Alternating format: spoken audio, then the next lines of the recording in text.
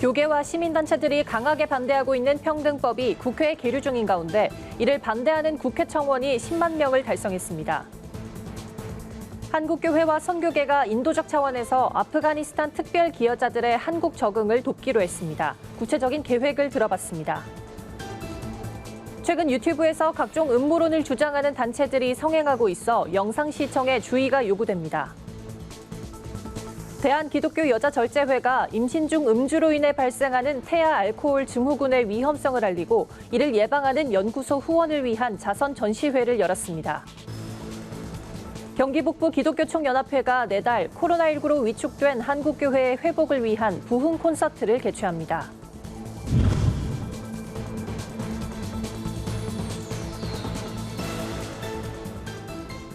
여러분 안녕하십니까? 구티비 뉴스입니다. 동성애나 동성결혼 등을 법적으로 인정하는 이른바 평등법이 교계와 시민단체들의 반발로 여전히 국회에 계류 중인 가운데 반대 국회 청원이 위원회 회부 조건인 10만 명 동의를 달성했습니다. 향후 법안 심사에도 제동이 불가피해 보입니다. 오현근 기자의 보도입니다. 지난해 처음 발의된 차별금지법 이후 평등법 추가 발의로 성소수자를 둘러싼 사회적 갈등이 깊어지고 있습니다. 벌써 대표 발의자만 다른 똑같은 법안이 4번이나 발의되면서 법안 이면에 숨겨진 또 다른 의도가 있는 것 아니냐는 의심까지 받는 상황입니다. 그런 가운데 평등에 관한 법률안에 반대하는 국회 청원이 기간 내 10만 명 동의를 23일 오후 달성했습니다. 앞서 이상민 의원 발의 당시 반대 청원 동의 달성 이후 두 번째입니다. 따라서 박주민 의원이 발의한 평등법안은 소관위원회인 법제사법위원회의 회부가 확정돼 재심사를 받게 됐습니다. 법안에 대해서 국민들이 반대하는 거는 10만 명의 동의를 받아야 되는데 그게 굉장히 어렵거든요. 그럼에도 불구하고 10만 명 동의를 한 걸 보면 이 시간이 갈수록 국민들이 이 나쁜 평등법의 실체를 깨닫고 있는 게 아닌가. 평등법안은 더불어민주당에서만 올해 3번을 발의했습니다. 당내에서 반대의 목소리도 나오고는 있지만 평등법을 추진하는 의원들의 주장이 거세 당 지도부도 명확한 당론을 내지 못하고 있는 상황인 것으로 알려졌습니다. 법률 전문가들은 소수의 의원들이 반복해서 법안을 발의하는 건 다른 의도가 있다고 보고 있습니다. 법안을 되풀이하면서 마치 해당 법안에 찬성하는 국회의원이 많은 것처럼 보이는 효과를 노린다는 겁니다. 거의 공동 발의자들을 보면은 사실 거의 대다수가 중복이 돼요. 그러니까 이제 이걸 국회에서는 이제 관행적으로 이제 입법 품앗이라고 하는데 이제 어떤 한 사람이 이제 법을 발의하려면 10명 이상이 최소한 동의를 해줘야 되니까. 교계와 시민단체들의 거센 반대에 아직은 법안이 국회에 계류 중이지만 전문가들은 이번 청원 동의수 달성으로 위원회에 회부되더라도 통과를 아예 배제할 수는 없다고 말합니다. 하지만 같은 법안에 대한 반대가 2번이나 청원 달성을 하면서 이 또한 시사하는 바가 적지 않다는 분석입니다. 구티비 뉴스 오현근입니다. 한국을 도와 특별 기여자로 분류된 아프간 현지인들이 정부 구출 작전으로 국내에 들어온 지 약 한 달이 지났습니다. 이들은 자가격리를 마치고 충북 진천에서 한국 적응을 위한 교육을 받는 걸로 알려졌는데요. 한국교회와 선교계는 정부와의 협력을 통해 아프간인들의 정착에 도움을 주기로 결정했습니다. 구체적인 계획은 무엇인지 한국세계선교협의회 강대응 사무총장을 만나 들어봤습니다. 탈레반의 아프가니스탄 장악 이후 한국 정부에 협력한 아프가니스탄인 390명이 지난달 26일 특별 기여자 신분으로 국내에 입국했습니다. 이들은 충북 진천 국가공무원 인재개발원에서 자가격리를 마치고 23일부터 약 5개월 동안 한국 생활 적응을 위해 단계별로 사회통합 교육을 받고 퇴소하는 걸로 알려졌습니다. 그간 교계는 아프간 난민의 국내 입국에 소극적인 입장이었습니다. 그러나 한국세계선교협의회 KWMA와 한국교회 봉사단 등 교계단체가 지난달 31일 대책회의를 열고 이웃사랑과 인도적 차원에서 아프간 특별기여자들의 한국 정착을 한마음으로 돕기로 했습니다. 한국 사회가 교회를 바라보는 시각이 조금 부정적이고 비판적인 시각이 있으니까 교회가 부정적인 모습을 연출하면 안 되겠다. 무슬림이잖아요. 전문적이지 않은 사람들이 선교하겠다고 확 달려들고 무조건 교회로 끌고 가면은 외려 문화적인 충돌로 인해서 더 큰 일이 생기거든요. 이런 일을 사전에 방지하기 위해서 KWMA가 먼저 나선 겁니다. 결정에 앞서 KWMA는 정부 및 교단 관계자, 진천 지역 내 지역교회와 만나 의견을 먼저 수렴했습니다. 이후 진천 충북 외국인 이주노동자 지원센터를 실질적인 지원 기지로 삼고 당장 필요가 있는 의류나 축구용품 등을 법무부를 통해 제공하고 있습니다. 단체들은 이 밖에 아프간인들의 임시숙소 퇴소 이후의 대책도 마련 중입니다. 구체적으로 아프간인들이 지역사회로 흩어지면 직업훈련과 취업 연계 같은 장기적인 지원을 할 계획입니다. 80가정에 대해서 한 절반, 40가정에 대해서는 한국교회가 이들이 한국의 정착을 저희들이 돕겠다. 이렇게 지금 제안을 하려고 생각 중에 있습니다. 교회들이 벌써 저희한테 연락해서 우리 지역으로 오면은 저희 교회가 이분들의 정착을 돕고 이분들의 직업을 돕겠다. 이렇게 말하는 교회들이 있습니다. 그러나 교계 안에서도 이슬람 문화권 난민 수용에 대한 우려가 존재합니다. 이슬람이 가진 위험성과 지역 내 개토화 문제 등을 무시할 수 없기 때문입니다. 그럼에도 아프간인들이 한국에 정착하는 과정에서 복음을 이해하고 지역사회의 일원이 되게 하는데 한국교회가 적극 기여할 수 있을 것으로 KWMA는 보고 있습니다. 그래서 교회도 우리에게 찾아온 나그네니까 이들을 환영하고 한국 사회에 정착이 될 수 있도록 잘 해야 되는데 동시에 저희들이 생각하는 건 이들은 무슬림이라는 거죠. 이 사람들의 문화를 존중해야 된다고 얘기를 하거든요. 거기까지 가는 과정은 전략적이어야 되는 거거든요. KWMA는 교회가 아프간인들의 한국 사회 정착을 도와주면서 무슬림들이 복음을 이해할 수 있도록 돕는 방향으로 갈 것이라며 이슬람 선교 전문가, 현장 사역자들과 함께 머리를 맞대고 있다고 밝혔습니다. 구티비 뉴스 김민주입니다. 최근 스마트폰 하나면 누구나 영상을 쉽게 접할 수 있다는 특성을 노리고 유튜브를 통해 각종 음모론을 주장하는 이단 사이비 단체들이 속속 등장하고 있습니다. 불과 몇 분이 채 되지 않는 짧은 영상이지만 가정이 해체되고 일상과 단절하는 등 상당히 큰 피해를 낳고 있는데요. 이런 가짜 정보에 미혹되지 않는 분별력과 신중한 검증이 요구되고 있습니다. 조유현 기자가 취재했습니다. 최근 코로나19 백신 접종을 성경 속 요한계시록에서 말하는 짐승의 표라고 주장하며 백신 주사를 맞으면 하나님과의 언약 관계가 깨진다고 주장하는 이가 있습니다. 유튜브 왕국의 역습에서 전쟁을 주장하며 탈한국을 종용하고 있는 박성업이라는 사람입니다. 박성업의 음모론에 미혹돼 실제로 가정을 버리고 파나마와 호주 등으로 떠나는 이들이 발생하고 있습니다. 이같이 음모론을 퍼뜨려 사람들을 미혹하는 단체가 최근 우후죽순 생겨나고 있는 상황입니다. 몇백 년 전부터 존재했던 음모론이지만 최근엔 알고리즘을 통해 관련 영상을 추천받게 되는 유튜브와 SNS 특성 때문에 그 피해는 점점 증가하는 추세입니다. 음모론에 빠진 이들은 일상생활과 점점 단절돼가고 세상을 바꾸겠다며 폭력적인 행동을 보입니다. 단체는 사람을 현혹시킨 뒤 거액의 돈을 요구해 금전적인 피해를 당하는 사례도 빈번하게 일어나고 있습니다. 모아놓은 돈이 한 1,200도 있었는데 거기다 이제 바치고 나는 믿는 사람에게 투자를 한 거다. 형이 이제 집을 나갔어요. 전화를 받는데 나 관심 갖지 마라. 나 알아서 살 거다. 음모론은 구원자가 정해진 날짜에 올 거라는 시한부 종말론부터 성경 속 비유들을 지나치게 현실에 끼워 맞추는 극단적 세대주의 종말론, 또 전쟁을 예언하거나 일루미나티, 프리메이슨 등의 증명할 수 없는 황당한 주장들이 대부분입니다. 현대 종교에 따르면 박성업 외에도 사생결단 기도문을 100번 이상 따라하면 질병이 떠나간다고 설파하는 쉐마TV가 있습니다. 또 3차 세계대전이 일어나기 전에 구원받는 사람이 공중으로 들어올려지는 현상인 이른바 휴거가 일어나야 한다며 종말론을 강조하는 하르페조TV 등이 주의해야 할 음모론 채널입니다. 바른미디어 조미듬 대표는 최근 음모론 피해자들 관련 상담 전화가 눈에 띄게 늘었다며 전염병과 전쟁 등이 지속되고 혼란스러울 때 책임 전가의 대상을 명확하게 설정하는 음모론이 사람들에게 매력으로 느껴지는 것이라고 설명했습니다. 이런 문제들이 왜 자꾸 벌어지지? 이런 문제 속에서 우리는 어떻게 살아야 될까? 그 답을 제시하는 시도를 음모론을 주장하는 사람들은 하고 있는 거거든요. 관심을 가지기 시작한 사람들이 계속해서 그걸 파다 보면 마치 편집증처럼 걸려서 다른 정보들은 받아들이지 못하고 그 정보들만, 왜곡된 정보들만 받아들이게 되는 경우들이 발생하는 거죠. 전문가들은 수많은 음모론 영상들을 접하게 되는 것 자체를 경계하고 가짜뉴스에 대해 검증하는 작업이 우선시돼야 한다고 강조했습니다. 구티비 뉴스 조유현입니다. 임산부의 음주로 태아의 장기가 손상되는 이른바 태아 알코올 증후군을 예방하기 위해 대한기독교 여자절제회가 나섰습니다. 절제회는 일제강점기부터 각종 중독을 예방하기 위한 노력을 해온 단체로 알려져 있는데요. 이번엔 임신 중 알코올이 태아에게 주는 위험성을 알리고 예방교육과 치료법을 연구하는 연구소 후원을 위한 자선 전시회를 마련했다고 합니다. 김예지 기자입니다. 최근 우리나라 대학생의 음주 행태 심층 조사 결과 한국 여대생 음주율이 96%에 달하는 것으로 나타났습니다.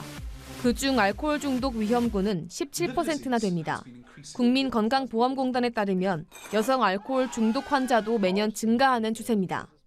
여성 알코올 중독 환자가 증가하면서 태아 알코올 증후군에 걸릴 위험도 덩달아 상승하고 있습니다.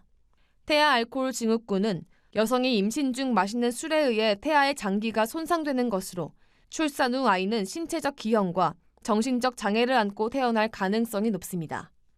그 태아를 가진 어머니가 임신 중에 알코올, 술을 먹으면 간이 생기기 전에 그 아이의 뇌에 알코올이 그 독성이 공격을 해가지고 알코올의 뇌세포가 다쳐요.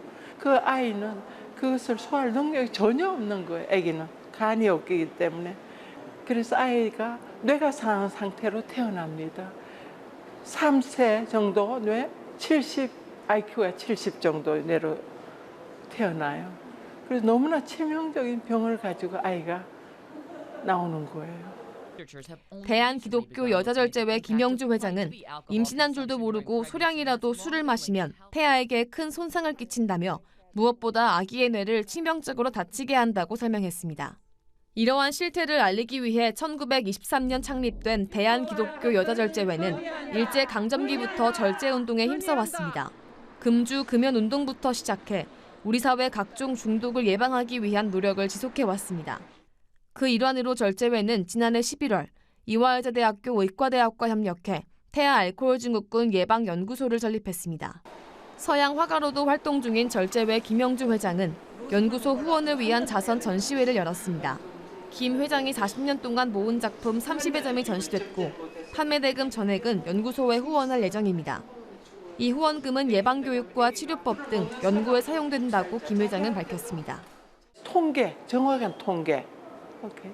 그다음에 치료, 그리고 무엇보다 가장 중요한 예방, 교육.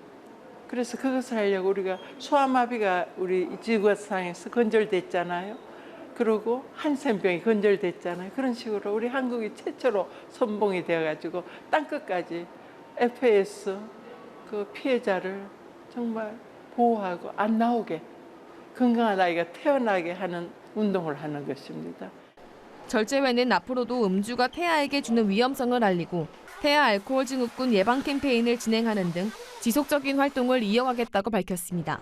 무엇보다 금주, 금연, 순결 등의 가치와 함께 복음을 전하겠다고 강조했습니다. 구티비 뉴스 김예지입니다. 경기 북부 기독교 총연합회가 오는 10월 5일부터 이틀간 코로나19로 위축된 한국교회의 회복을 위해 기도하는 부흥 콘서트를 개최합니다. 교회여 일어나라란 주제로 진행되는 이번 콘서트는 경기 북부 10개 지역 5천여 교회가 참여해 나라와 민족, 한국교회의 부흥을 위해 한 목소리로 기도할 예정입니다. 콘서트는 코로나19로 최소 인원만 모인 채 진행되며 경기북총 유튜브 채널을 통해 실시간 중계됩니다. 최상금 선교기자가 보내온 소식입니다. 사단법인 사랑의 나눔이 지난 17일 광명지부 설립을 기념해 감사 예배를 진행했습니다. 사랑의 나눔은 쌀과 라면, 빵 등을 나누고 연말 사랑의 거리모금, 백내장 수술 지원 활동을 펼치고 있습니다. 사랑의 나눔 서경석 이사장은 사랑의 나눔은 하나님 사랑과 이웃 사랑을 실천하는 나눔운동 단체라며 믿음의 선배들의 삶을 본받아 예수님처럼 살기 위해 노력해야 한다고 전했습니다. 미랄복지재단이 제7회 스토리텔링 공모전 일상 속의 장애인 온라인 시상식을 진행했습니다. 이번 공모전은 장애인과 관련된 일상 속 이야기들을 통해 장애 인식 개선을 도모하기 위해 열렸습니다. 역대 최다인 486점의 작품이 접수된 가운데 대상인 보건복지부 장관상에는 김효진 씨의 성준이가 왜 그럴까가 이름을 올렸습니다. 성준이가 왜 그럴까는 소통이 어려운 자폐장애 자녀를 양육하는 일상을 담은 작품입니다. 수상작은 미랄복지재단을 통해 장애인식 개선 콘텐츠로 활용될 예정입니다. 오늘의 이슈 포커스입니다. 정부와 한국전력이 10월 1일부터 12월까지 적용되는 4분기 전기요금을 전격 인상했습니다. 전기료 인상은 2013년 11월 이후 약 8년 만입니다. 한국전력은 4분기 최종 연료비 조정 단가를 킬로와트당 0.0원으로 책정했으며 액화 천연가스, 유연탄, 유류 등 연료비 가격이 최근 급등해 인상이 불가피했다고 23일 밝혔습니다. 이에 따라 월 평균 350킬로와트를 사용하는 주택용 4인 가구라면 전기료는 4분기에 매달 최대 1,050원으로 오르게 됩니다. 아동 청소년을 성적으로 착취할 목적으로 유인 또는 권유하는 온라인 그루밍 행위자는 형사처벌을 받게 됩니다. 여성가족부는 개정된 아동 청소년의 성보호에 관한 법률이 24일부터 시행된다고 설명했습니다. 개정안에 따르면 아동 청소년에게 성적 욕망, 수치심, 혐오감을 유발하는 대화를 반복하는 등 그루밍이 적발되면 3년 이하의 징역이나 3천만 원 이하의 벌금에 처해집니다. 또 경찰이 아동 청소년을 대상으로 한 디지털 성범죄를 수사할 때 신분을 속여 범죄자에게 접근하는 위장 수사도 허용됩니다. 세계 최고 수준으로 평가받아온 우리나라 초고속 인터넷 인프라 경쟁력이 올해 세계 7위로 떨어진 것으로 나타났습니다. 인터넷 속도 측정 사이트 스피드 테스트를 운영하는 우클라에 따르면 올해 한국의 초고속 인터넷 속도 세계 순위는 7위로 지난해 4위보다 3계단, 2년 전보다는 5계단 낮아졌습니다. 1위는 모나코였고 이어 2위에서 6위는 싱가포르, 홍콩, 태국, 루마니아, 스위스 순이었습니다. 다만 모바일 인터넷 속도에서는 우리나라가 2위로 2년 연속 2위를 유지했습니다. 지난달 30대 취업자가 18개월 연속 감소했습니다. 반면 같은 기간 30대에서 구직 활동이나 취업 준비를 하지 않고 그냥 쉰 사람은 증가했습니다. 23일 통계청에 따르면 지난달 30대 취업자는 520만 명, 비경제 활동 인구 중 30대 쉬었음 인구는 31만 8천 명으로 집계됐습니다. 통계청 관계자는 30대 취업 비중이 높은 제조업이나 도소매업이 다소 안 좋은 모습을 보이다 보니 30대 비경제 활동 인구에서 쉬었음 활동 상태가 나타나는 듯하다고 설명했습니다. 구티비 월드와이드입니다. 중국 과학자들이 코로나19 발생 전 전염성이 강한 변종 코로나 바이러스를 만들 계획이었다는 게 드러나 논란이 되고 있습니다. 전 세계 과학자들이 만든 웹 기반 조사팀 드레스틱이 공개한 문서에 따르면 중국 우한연구소 과학자들은 박쥐 코로나 바이러스를 유발하는 키메라 스파이크 단백질이 들어간 피부 침토 나노 입자를 윈난성의 동굴박쥐에 전파할 계획이었던 걸로 알려졌습니다. 당시 연구팀이 박쥐 코로나 바이러스에 인간 특유의 분절 부위를 삽입하려고 했던 사실도 드러났습니다. 그러나 코로나19가 중국 우한연구소에서 만들어진 것인지에 관해선 명확한 결론이 나지 않았습니다. 세계보건기구 WHO가 현지 시간 22일 미세먼지와 초미세먼지, 오존, 이산화질소, 이산화황, 일산화탄소 등 대기오염 물질 6종에 대한 대기질 가이드라인을 발표했습니다. WHO는 대기오염으로 매년 수백만 명이 조기 사망하는 걸로 추정된다며 초미세먼지의 권고 수준을 강화했습니다. 미세먼지는 세제곱미터당 연평균 15마이크로그램 이하, 24시간 기준 45마이크로그램 아래로 유지하도록 권고했고 초미세먼지의 가이드라인은 이전보다 2배 강화한 세제곱미터당 연간 5마이크로그램 이하, 24시간 기준 15마이크로그램 이하로 정했습니다. 유튜브, 페이스북, 틱톡 등 글로벌 소셜 플랫폼들이 창작자에 대한 보상을 강화하면서 크리에이터 확보 전쟁에 나섰습니다. 유튜브, 페이스북, 틱톡 등 글로벌 소셜 플랫폼들이 창작자에 대한 보상을 강화하면서 크리에이터 확보 전쟁에 나섰습니다. 업계에 따르면 유튜브는 올해 7월부터 라이브 방송 중 시청자가 크리에이터에게 직접 현금을 후원할 수 있도록 하는 슈퍼땡스를 시범 서비스하고 있습니다. 틱톡은 작년 미국에서 시작한 비슷한 후원 펀드를 10억 달러 규모로 확대할 예정입니다. 페이스북 역시 내년까지 페이스북과 인스타그램 크리에이터에게 10억 달러를 지원하겠다고 밝혔습니다. 미국 중앙은행인 연방준비제도가 현지 시간 22일 곧 자산 매입 축소, 테이퍼링을 시작할 수 있다고 밝혔습니다. 현재의 제로 금리를 그대로 유지하면서도 향후 금리 인상 시기가 이르면 내년으로 빨라질 가능성도 시사했습니다. 연준은 코로나19 델타 변이의 확산 등을 고려해 올해 경제 성장률 전망치를 낮춘 반면 물가 상승률은 종전 예측보다 높아질 걸로 내다봤습니다. 곧 테이퍼링에 착수할 수 있다는 연준의 발표는 올해 안의 시작이란 연준의 기존 입장보단 약간 진전된 것이지만 구체적인 일정표와 방법은 여전히 공개되지 않았습니다.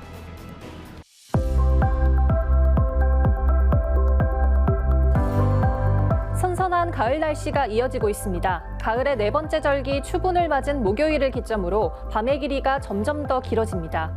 금요일까지 돌풍의 영향을 받는 동해안 지역을 중심으론 비가 오락가락하겠지만 그 밖의 지역은 구름 많은 날씨가 예상됩니다. 기온 변화가 10도 안팎으로 벌어지는 만큼 외출하실 때 겉옷을 챙기시는 게 좋겠습니다. 날씨였습니다.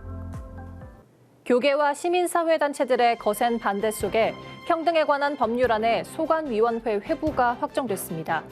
섣부른 법안의 심사는 더 큰 사회적 혼란을 불러올 수 있는 만큼 신중한 논의가 필요합니다.